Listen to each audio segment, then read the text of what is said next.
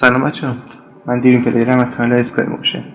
امروز میخوام بهتون یاد بدم که چجوری یه دونه ویدیو رو بچرخونیدش، یعنی میرورش بکنید.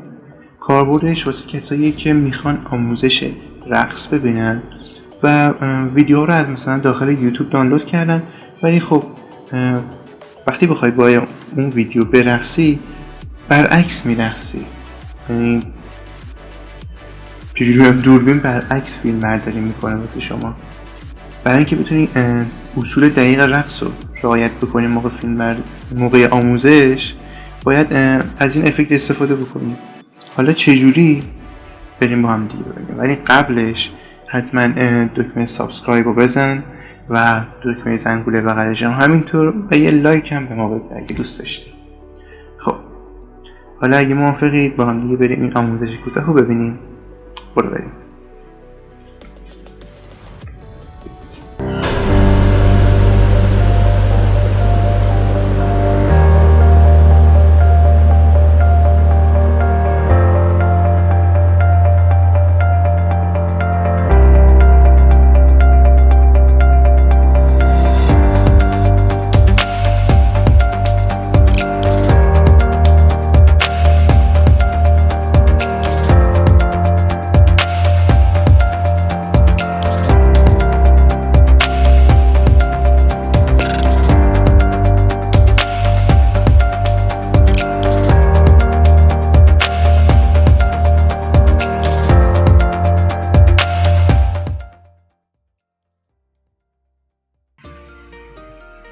خب اول از همه یه ویدیو رقص دانلود میکنید.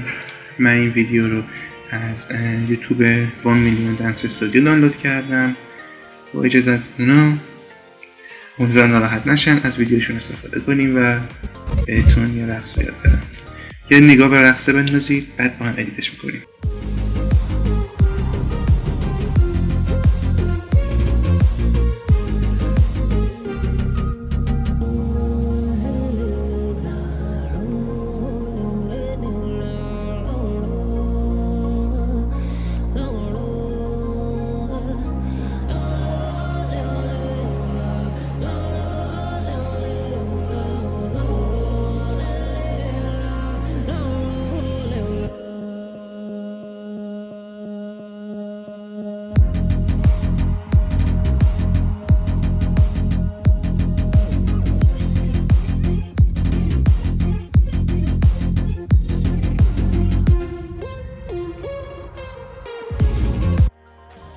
خب بقیه ویدیو نیازی نیستش، ما تا اینجاشو میبریم.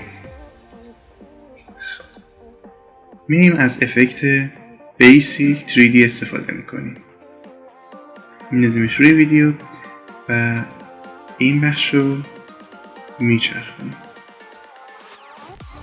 بخوام بگیم 180 درجه بچرخه. خب تموم شد، همین بود. الان میبینید که برعکس میرفتن. یه بار دیگه با هم ببینیم.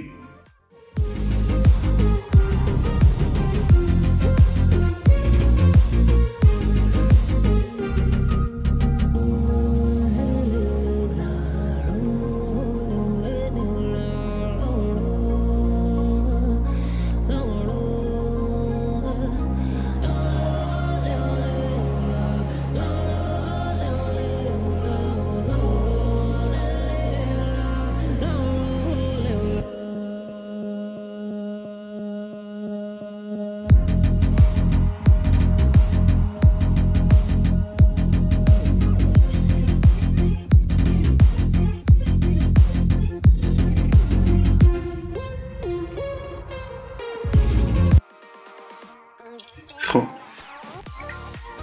این هم از آموزش چرخوندن ویدیو. و همینطور میتونید شما سرعتش هم کم بکنید با استفاده از این حالت تا بتونید آموزشش رو خیلی راحت تر یاد بگیرید. یعنی مثلا از که 20% بکنید سرعتش رو و این هم رو اپتیکال فلا بذارید و هیچ دیگه همچین چیزی در میاد. این نگاه بندازید. برای آموزش به درد میخوره، ولی برای گوش کردن موزیک اصلا به درد نمیخوره. خب اینم از آموزش کوتاه این سری. خیلی وقت بود از این آموزش هم ضبط نکرده بودم همش رو موزیک ویدیو بودم، گفتم دیگه تنوعی بشه و از این آموزش هم ضبط کنم. حالا بازم از این آموزش های کوتاه داریم. فعلا تا ویدیوی بعدی، خدافظ. I'll let you get to me. I'll let you get to me. Get to me. I'll let you get to me. I'll let you get to me. Get to me. I'll let you